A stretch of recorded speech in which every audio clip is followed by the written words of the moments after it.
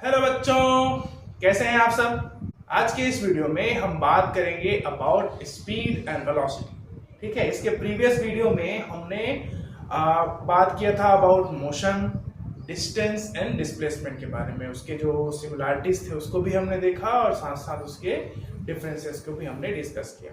ठीक है, आज हम स्पीड और वेलोसिटी को बारी बारी समझेंगे। साथ ही साथ हम डिफरेंशियल कैलकुलस के कुछ फॉर्मूले और थ्योरम जो है हम क्या करेंगे, डिस्कस करने वाले बच्चों। क्योंकि डिफरेंशिएशन जो है वो एक बहुत ही इंपॉर्टेंट टूल है मैथमेटिक्स का, है ना, जिसको हम फिजिक्स में यूज करते हैं फॉर द बोल सकते हैं कि किसी भी इक्वेशन को सॉल्व करने के लिए, है ना, किसी प्रकार के चेंज को बताने के लिए, चाहे उसमें कम हो चाहे ज्यादा हो, इस तरह की चीजों के लिए हम डिफरेंशियल इक्वेशन या डिफरेंशियल कैलकुलेशन करते हैं। ठीक है, तो आज हम उसी के बारे में थोड़ा सा और डिस्कस करने वाले हैं। ठीक है, तो चलो पहले स्पीड और वेलोसिटी को बात करते हैं, फिर उसके रिलेट करेंगे किसके साथ, डिफरेंशियल कैलकुलेशन के साथ। ठीक है, तो चलिए शुरू करते हैं। तो हमारे पास आज बच्चों दो टॉपिक है, एक है स्पीड और एक है वेलोसिटी। तो हम पहले स्पीड के बारे में जानेंगे कि स्पीड होता क्या है। स्पीड हम बचपन से पढ़ते आए हैं, इसका फॉर्मूला क्या होता था, डिस्टेंस अपॉन टाइम। ये हम बचपन से पढ़ते आए। ठीक है, तो इसको डिफाइन कैसे करेंगे, the rate of change in distance, the rate of change in distance is called speed. जब भी हम टाइम के रिस्पेक्ट में डिस्टेंस को चेंज करेंगे तब हम बोलेंगे कि वहां पर क्या है, वो क्या कहलाएगा, उसका स्पीड कहलाएगा। इसका यूनिट क्या होगा बच्चों, डिस्टेंस के लिए मीटर और टाइम के लिए क्या लेते हैं, सेकंड, तो मीटर पर सेकंड। ठीक है, आप कहीं कहीं पे किलोमीटर पर आवर भी देखेंगे, किलोमीटर पर आवर भी लिखा रहेगा। तो जब हमको किलोमीटर पर आवर से मीटर पर सेकंड में चेंज करना रहेगा बच्चों, तो हम क्या करेंगे, उसको 5/18 से मल्टीप्लाई करेंगे, तो ये क्या हो जाएगा, आपका मीटर पर सेकंड में आ जाएगा। जैसे मुझे दिया हुआ है 72 किलोमीटर पर आवर। मान लेते हैं कि कोई कार जो है वो 72 किलोमीटर पर आवर की स्पीड से जा रहा है। ठीक है, तो जब हम इसको सॉल्व करेंगे, है ना, क्वेश्चन का डिमांड रहेगा उसके अकॉर्डिंग, तो हम क्या करेंगे, इसको चेंज करेंगे इसमें 5/18 मल्टीप्लाई बाय 72। ठीक है, ये कितना हो जाएगा आपका, that is 20 metre per second. ठीक है, 20 मीटर पर सेकंड किस में कन्वर्ट हो जाएगा, मतलब किलोमीटर पर आवर किसको कन्वर्ट कर सकते हैं, मीटर पर सेकंड में। ठीक है, चीजों को समझने की कोशिश कीजिएगा बच्चों। ठीक है, बहुत आसान है। तो हमने बचपन में पढ़ा हुआ है, सो स्टार्ट 6वीं क्लास से पढ़ते हैं, speed is equal to distance upon time. The rate of change in distance is called speed, its unit is metre per second. ठीक है, जिस तरह से डिस्टेंस और जिस तरह से डिस्टेंस जो है वो जीरो और पॉजिटिव होता था बच्चों, उसी तरह से स्पीड भी जीरो और पॉजिटिव होता है। ठीक है, क्या होगा, या तो जीरो होगा या तो पॉजिटिव होगा। ठीक है, जिस तरह से डिस्टेंस स्केलर क्वांटिटी था, उसी तरह से स्पीड भी क्या होता है, स्केलर क्वांटिटी होता है। ठीक है, हमने साथ ही साथ ये भी देखा था कि कुछ कुछ केस में डिस्टेंस और डिस्प्लेसमेंट सेम होता है। बिल्कुल उसी तरह से कुछ कुछ केस में स्पीड और वेलोसिटी भी क्या होता है, सेम होता है। ठीक है ना। और आपको ये समझना है कि स्पीड जो है वो ज्यादातर केसेस में कैसे होगा, आपका जो वेलोसिटी है उससे ज्यादा हो सकता है। साथ ही साथ हम ये भी याद रखेंगे बच्चों कि जो स्पीड होगा वो हमेशा पॉजिटिव होता है, वो कभी भी नेगेटिव नहीं हो सकता। ठीक है, याद रखेंगे कि वेलोसिटी जो है वो नेगेटिव भी हो सकता है, जीरो भी हो सकता है और पॉजिटिव भी हो सकता है, तीनों भी। ठीक है, साथ ही साथ हम ये भी देखेंगे कि जब हम बात करते हैं कि स्पीड लिखे हैं, है ना, हमने पहले डिस्कस कर रहे हैं, स्पीड को कर लेते हैं, फिर उसके बाद वेलोसिटी में जाएंगे। ठीक है, तो हमने क्या क्या देखा कि डिस्टेंस अपॉन टाइम, ठीक है, मीटर पर सेकंड उसका यूनिट होता है, स्केलर क्वांटिटी होता है, हमेशा क्या होता है, पॉजिटिव होगा। ठीक है, और इसका वैल्यू जो है वो हमेशा क्या होगा, या तो उसके इक्वल हो सकता है वेलोसिटी के, या तो उससे हमेशा क्या होगा, ज्यादा होगा। ठीक है, इसको आपको ध्यान रखना है। ठीक है, इसी तरह से है आपका वेलोसिटी। तो यहां पर आपको समझना है स्पीड ये हमने लिख दिया डिस्टेंस अपॉन टाइम, हम बचपन से पढ़ते आए हैं, ठीक है। इसको हम दूसरी तरह से भी देखते हैं, कैसे देखते हैं, जैसे speed is equal to change in distance upon change in time.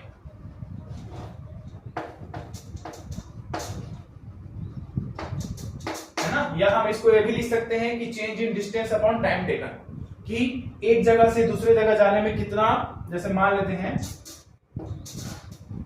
ये दो पोजीशन है, एक है ए और एक है बी, ठीक है। मान लेते हैं ये रास्ता है कितने मीटर का, 20 मीटर का, ठीक है। तो ए से बी जाने में, फाइनल इनिशियल से फाइनल जाने में मान लेते हैं उसको लगता है 5 मिनट। यस, कितना लगता है, 5 मिनट, ठीक है। तो आप समझ सकते हैं कि अगर उसको 5 मिनट लग रहे हैं सपोज, ठीक है, तो यहां पर उसका स्पीड क्या हो जाएगा, ये 20/5 मिनट्स में ना, तो क्या लिखेंगे 20/5, तो इसको क्या करेंगे 5 × 60 से मल्टीप्लाई कर देंगे, ठीक है। तो ये हो जाएगा 20/300,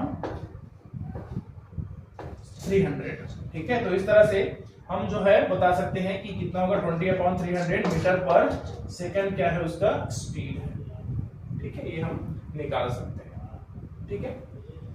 तो आपको ये याद रखना है कि change in distance and upon change in time को भी हम क्या बोलेंगे, स्पीड बोलेंगे, ठीक है। कहीं कहीं पर इसको हम इस तरह से रिप्रेजेंट करते हैं delta x by delta t। Delta जो है वो चेंज को रिप्रेजेंट करता है और x जो है वो किसको, डिस्टेंस को, वैसे ही टाइम में चेंज होगा, ठीक है। कहीं कहीं पे आप लोग देखेंगे बच्चों s इज इक्वल्स टू, ये भी लिखा जाता है dx बाय dt, ठीक है। क्या लिखा होता है, s is equals to dx by dt लिखा होता है, ठीक है। ये जो है स्मॉल चेंज को रिप्रेजेंट करता है, बहुत छोटे चेंज को, बट इसी को ये d/dt जो है वो उसको हम यूज करते हैं किसके लिए, डिफरेंशिएशन के लिए, ठीक है। तो थोड़ा सा हम इसके बीच में डिफरेंशिएशन को भी क्या करेंगे, यूज करेंगे, उसके बारे में सीखेंगे, ठीक है। तो चलिए उसके बारे में बात कर लेते हैं।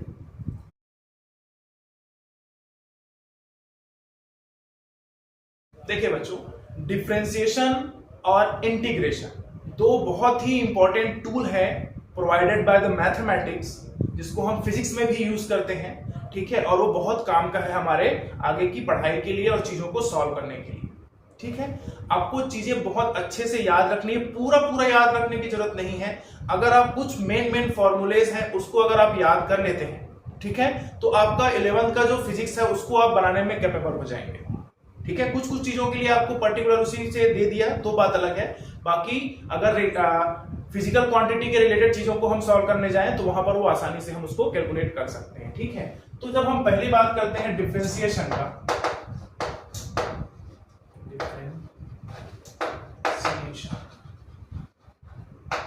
ठीक है, डिफरेंशिएशन, ठीक है। तो जब इसकी बात करते हैं तो इसमें हम क्या करते हैं, बहुत ही क्या बोल सकते हैं, एक पूरा सिलेबस है डिफरेंशिएशन, डिफरेंशियल कैलकुलस बोलते हैं इसको, ठीक है।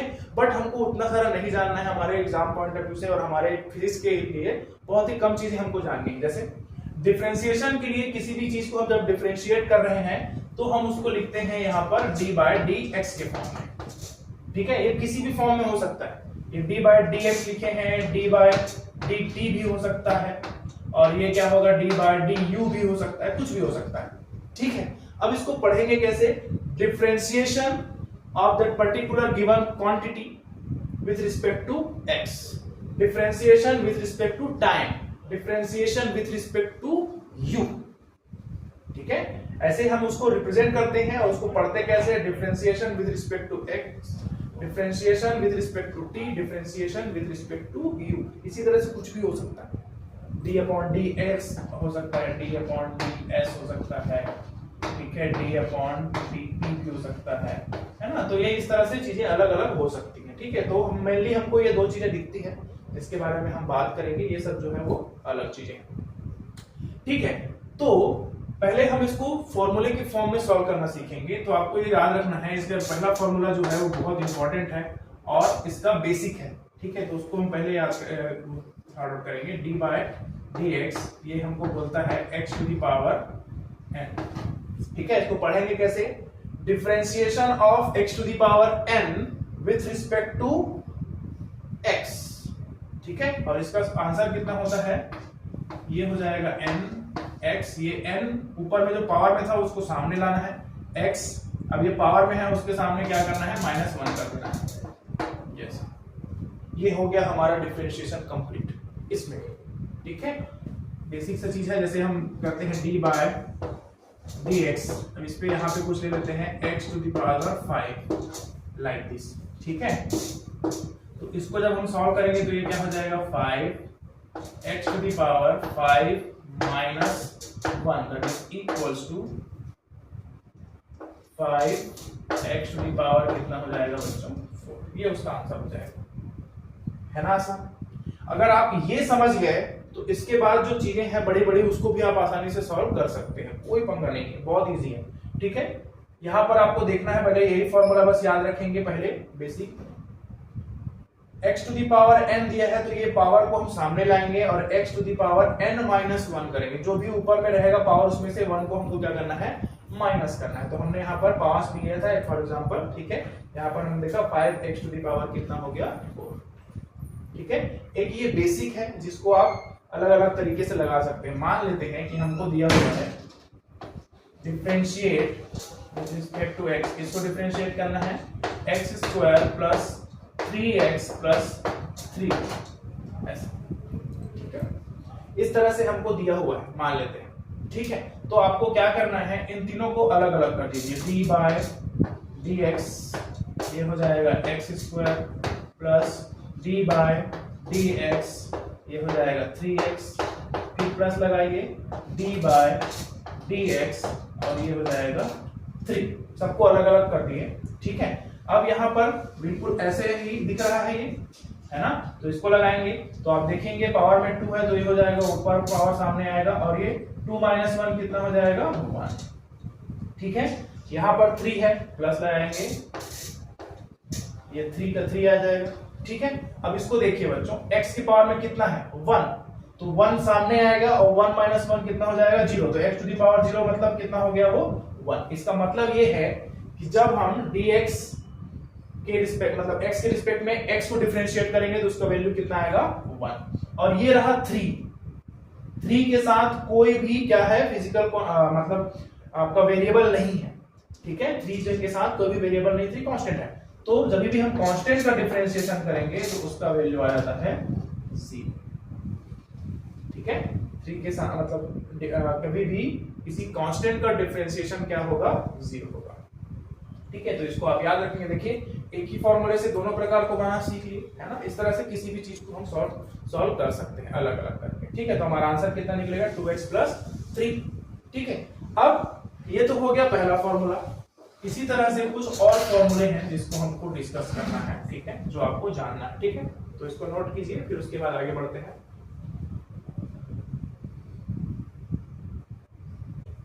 इसी में कुछ कुछ फॉर्मूले और याद रखेंगे। हमने पहला तो देख लिया, पहला क्या था हमारा? d बाय dx और ये कितना था? x to the power n। ठीक है, ये कितना आया? n x to the power n-1। हमने इसको एग्जांपल सही समझा। ठीक है, दूसरा है आपका जिसको आपको याद रखना है d by dx log x is equal to होता है बच्चों 1 बाय x। इसको आप याद रखें। ठीक है, d बाय dx अगर हमारे पास कोई इस तरह की साइन x तो इसका वैल्यू हो जाता है क्या? cos x। साइन सीधा कन्वर्ट हो जाता है किसमें? cos में। 4 d बाय dx ये हो जाएगा cos x is equal to minus sine. ठीक है, और फिफ्थ जिसको आपको याद रखना है d by dx tan x is equal to ये हो जाता है sec स्क्वायर x। ठीक है, ये 5 आपको मेनली याद रखने हैं जिसको आपको समझना है कि किसको कैसे चेंज होता है। बहुत इजी है और यही सब काम आएंगे आप। ठीक है, क्लास 12 तक इतना भी अगर आपको याद है, ठीक है, पूरा डिफरेंशिएशन सीखने की जरूरत नहीं, इतना भी अगर आपको आता है बनाने तो आप आसानी से चीजों को कर सकते हैं। ठीक है, ठीक है, तो इतना ही आपको याद रखना है, नोट कीजिए इसको।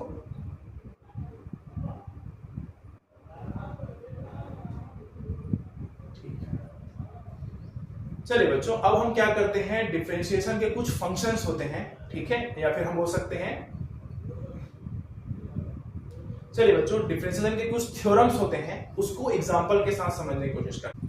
ठीक है, जिसमें पहला ये बोलता है कि अगर if y is equal to c है, ठीक है, तो dy बाय dx की वैल्यू कितना हो जाएगा, इसको हम रखेंगे dy या d बाय dx, y की जगह c रख देंगे तो इसका वैल्यू कितना हो जाएगा 0।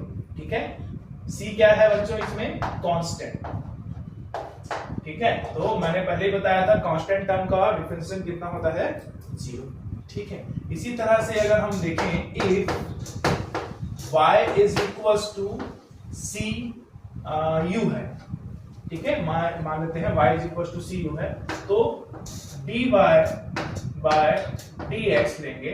ठीक है, तो ये कितना हो जाएगा d cu बाय dx, है ना, तो यहाँ पे c जो है वो क्या है, कांस्टेंट है, तो जो कांस्टेंट है बच्चों वो हो जाएगा बाहर, और यहाँ पर du बाय क्या हो जाएगा dx।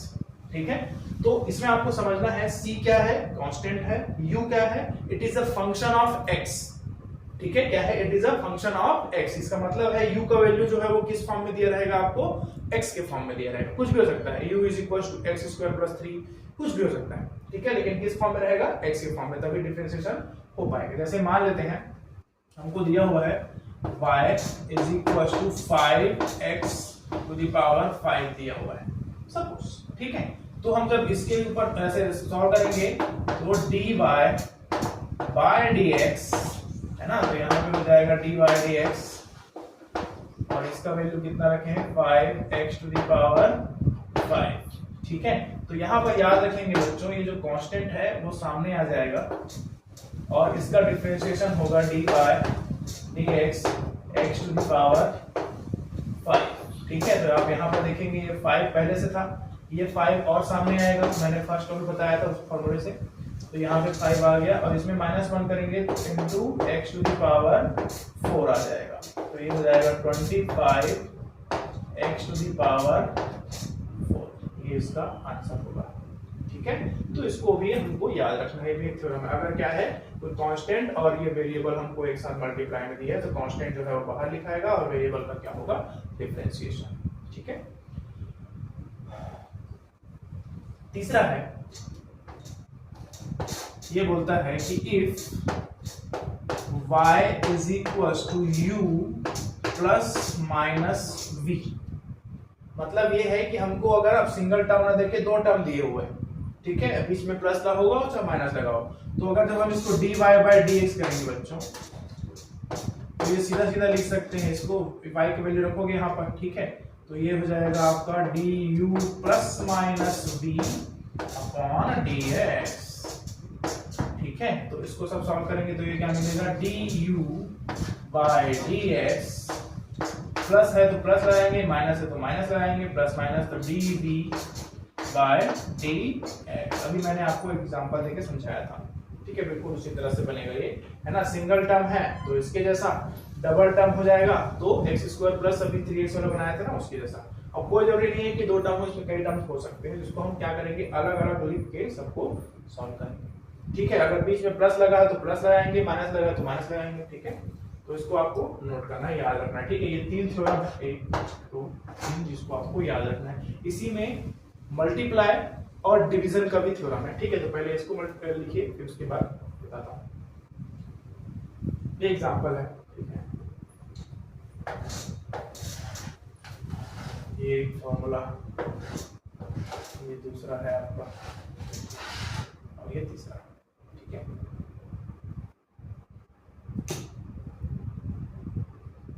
अगला थ्योरम की बात करते हैं। इसमें हमको मान लेते हैं if y is equal to दिया हुआ है v बाय u, ये इस तरह से।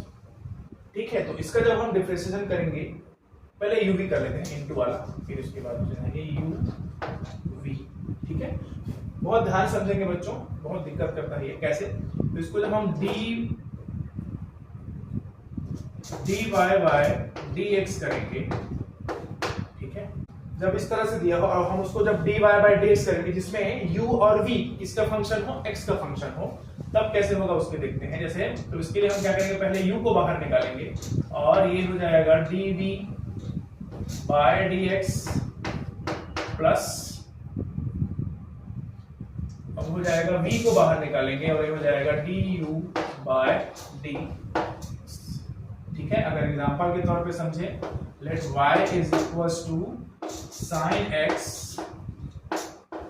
Into cos x। ठीक है, तो जब हम इसको dy बाय dx करेंगे बच्चों, तो पहले sin x को बाहर निकालेंगे तो ये हो जाएगा sin x बाहर, इसका डिफरेंशिएशन होगा d बाय dx, इसका हो रहा है cos x। ठीक है, बीच में प्लस लगा तो प्लस लगाइए, v की जगह अभी देखो यहाँ पर v की जगह कौन है, cos x है, तो ये हो जाएगा cos x बाहर और यहाँ पे क्या हो जाएगा d बाय dx, यहाँ पर आ जाएगा आपका sin x। ठीक है, तो ये हो जाएगा sin x, cos x का क्या हो जाता है ना, हमने पढ़ा हुआ है, अभी देखे थे cos x का डिफरेंशिएशन क्या होता है, माइनस sin x होता है, ये सब हो गया, प्लस ये cos x है और sin x का क्या हो जाता है, इनटू cos x हो जाता है, cos x। यस, ठीक है, तो आप चाहो तो इसको मल्टीप्लाई कर देंगे तो sin स्क्वायर x माइनस में आएगा और ये cos स्क्वायर x प्लस में आएगा, तो प्लस वाले को पहले लिख देते हैं, तो ये हो जाएगा cos square x minus sin square x, ये होगा इसका आंसर। ठीक है, तो आपको याद ये रखना है कि जब भी इस तरह से कोई दो फंक्शन दिए हुए हैं x के, वो भी इनटू में है, तो हम ये क्या लगाएंगे, प्रोडक्ट रूल लगाएंगे। ठीक है, या इसी को चेन रूल भी बोला जाता है। ठीक है, नोट कीजिए इसको मैं याद रखेंगे, फिर उसके बाद इस तरह क्वेश्चन सॉल्व कर सकते हैं। ठीक है, अब इसकी जगह पे x इंटू cos x भी दे सकता है, 2x इंटू cos x, कुछ भी दे सकता है, मल्टीप्लाई में रहेगा। ठीक है, दोनों जो है वो x का फंक्शन होगा, तभी जो है वो डिफरेंशिएशन पॉसिबल है। ठीक है, इसमें हमको बोला है y is equals to u by v दिया, मान लेते हैं, है ना, तब कैसे करेंगे, तो जब हम इसको dy बाय dx करेंगे बच्चों, तो पहले क्या करेंगे, ये v वाले को बाहर लेंगे, तो v du बाय dx, ये डिवाइड में है इसलिए बच्चों याद रखें माइनस लगाएंगे। ठीक है, और यहाँ पे हो जाएगा u dd बाय dx, ये बिल्कुल पहले वाला जैसा है, इसमें अंतर ये है कि नीचे वाला जो है डिनोमिनेटर, उसका स्क्वायर भी करना होता है। ठीक है, बिल्कुल इस तरह से इसका फॉर्मूला बनेगा। ठीक है, तो चलिए लगा देते हैं, if y is equal to, हमको दिया हुआ है suppose 3x upon sin x दिया हुआ है सपोज। ठीक है, तो जब हम dy बाय dx करेंगे तो क्या होगा, पहले क्या करेंगे, sin x को बाहर निकालेंगे, sin x, और इसके बाद d 3x अपॉन dx का डिफरेंशिएशन हुआ माइनस, अब क्या करेंगे, 3x को बाहर निकालेंगे, अब किसका होगा, d बाय dx, और ये हो जाएगा sin x का डिफरेंशिएशन। ठीक है, अब यहाँ पर हमको पता है कि ये जो x है ना, जो 3 जो है वो कांस्टेंट है, तो बाहर आएगा तो इसका वैल्यू कितना हो जाएगा, 1। तो यहाँ पर हमको क्या मिलेगा, sin, है ना, अभी 3 बाहर आएगा तो 3 sin x मिलेगा, माइनस, इसको देखिए sin x का डिफरेंशिएशन क्या होता है, cos x होगा, तो यहाँ पे माइनस 3x cos x हो जाएगा। ठीक है, ओ एक चीज रह गया ना, नीचे वाला जो है वो, इसका जो अपॉन में क्या था, v की जगह कौन है, sin है, तो यहाँ पे हो जाएगा sin स्क्वायर x। ठीक है, तो इसमें भी आ जाएगा आपका कौन, sin स्क्वायर x। इस तरह से इसको हम सॉल्व कर सकते हैं। ठीक है, तो डिफरेंशिएशन के बारे में अगर आप इतना भी याद रखते हैं, ठीक है, तो आपको जो चीजें हैं बहुत सारी आसानी से समझ में आ जाएगी। एकदम ज्यादा मत कीजिए, नहीं आता तो कम से कम इतना तो कीजिए। खासकर बायो वाले बच्चे जो होते हैं उनको थोड़ा दिक्कत होता है सब चीजों में, तो इतना भी अगर कर लेते हैं तो काफी है। ठीक है, चलिए let's discuss about the velocity. ठीक है, चलिए वेलोसिटी की बात करते हैं। आप लोग सोच रहे होंगे कि अचानक से स्पीड बढ़ाते बढ़ाते डिफरेंशिएशन में कहां घुस गए। ठीक है, मैंने आपको बताया था कि जब हम स्पीड निकाल रहे हैं तो speed is equal to dx by dt भी हम लिखते हैं। ठीक है ना। अब यहाँ पर क्या है, पर्टिकुलर स्पीड को किसके रिस्पेक्ट में देख रहे हैं, टाइम के रिस्पेक्ट में, तो उसको हम बोलते हैं इंस्टेंटेनियस स्पीड। क्या बोला जाता है इसको, इंस्टेंटेनियस स्पीड। इंस्टेंटेनियस स्पीड है ना। इसको आप कैसे करते हैं, जब आप गाड़ी चला रहे हो, ठीक है, या पापा गाड़ी चला रहे हैं, सडनली आप क्या करते हो, एक पर्टिकुलर टाइम पे, किसी भी टाइम पे उसके स्पीडोमीटर को देखते हो। ठीक है, तो स्पीडोमीटर को देखोगे तो आपको दिखता है कि हाँ पापा बहुत स्पीड चला रहे हैं, 60 में गाड़ी चल रहा है, 70 में गाड़ी चल रहा है। तो वो 60 और 70 जो जिस पर्टिकुलर टाइम पे आप देख रहे हो ना, वही उसका क्या होता है, इंस्टेंटेनियस स्पीड होता है। उस पर्टिकुलर इंस्टेंट ऑफ टाइम में आपने ऑब्जर्व किया कि कितना स्पीड से गाड़ी चल रहा था।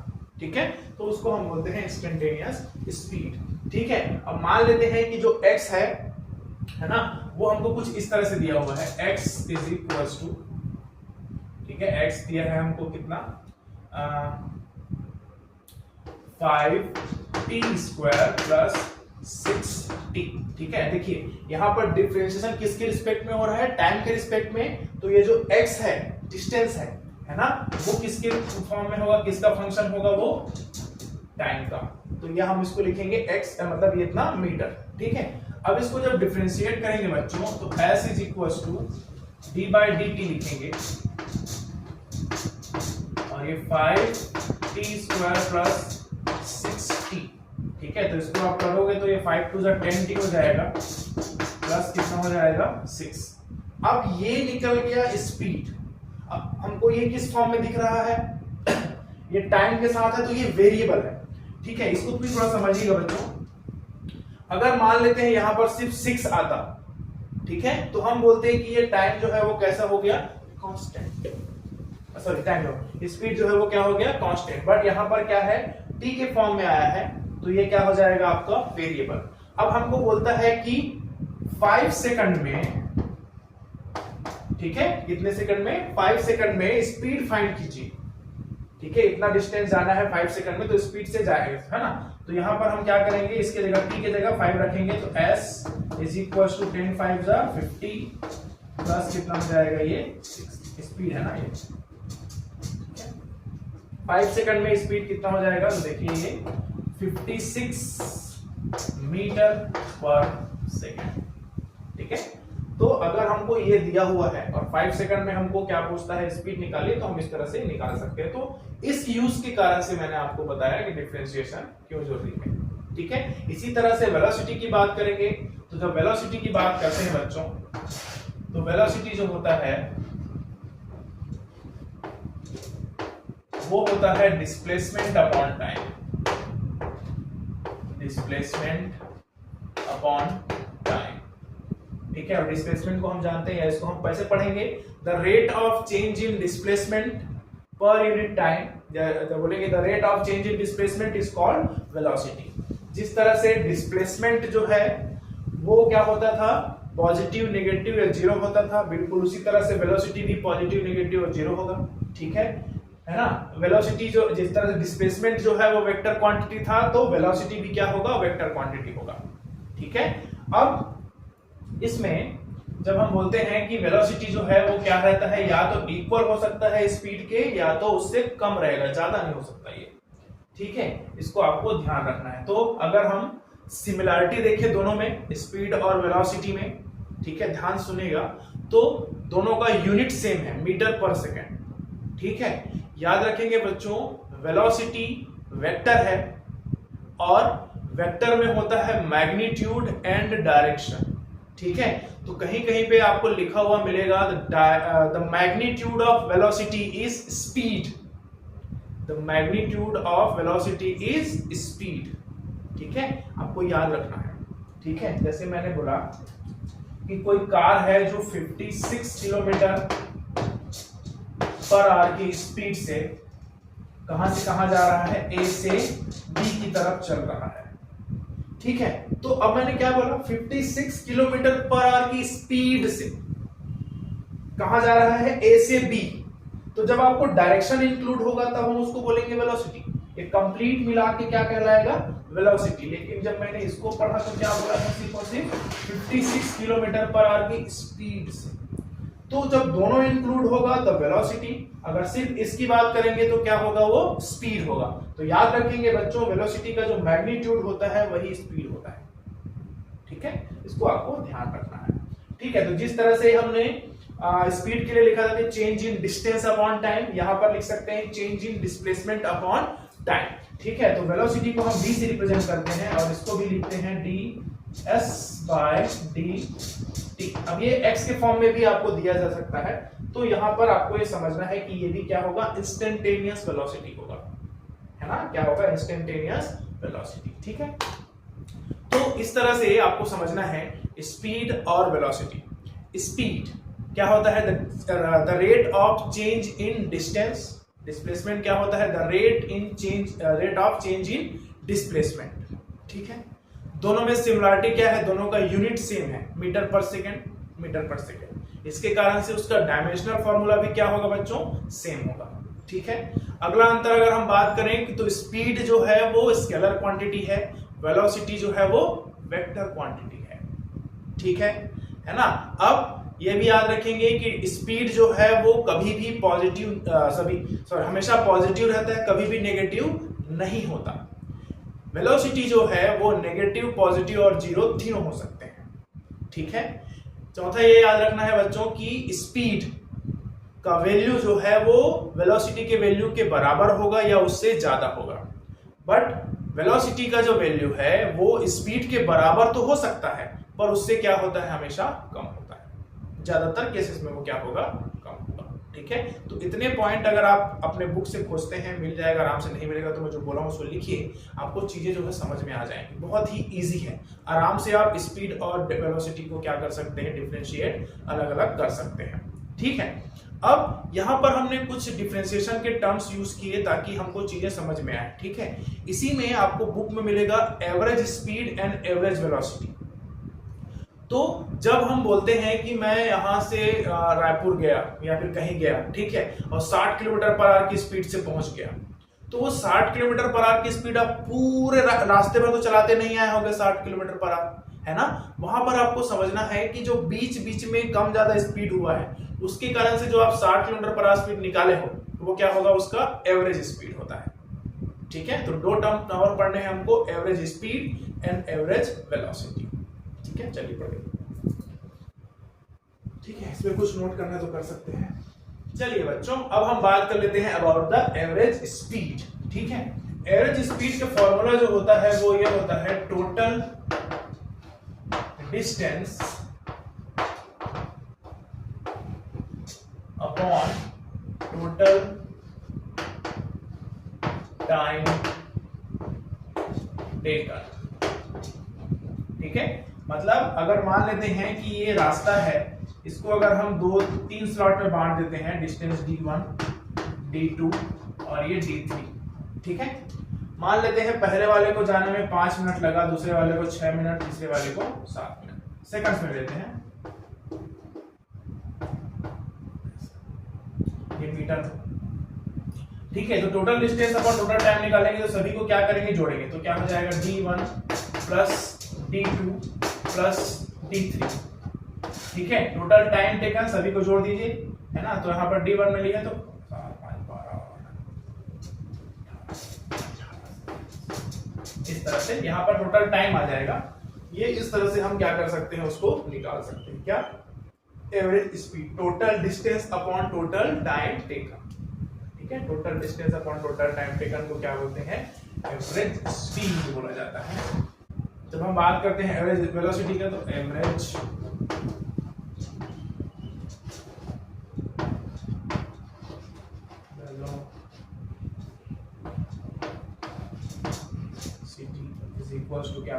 Total displacement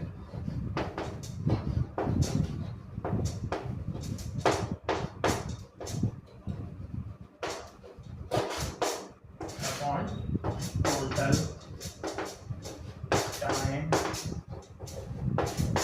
taken.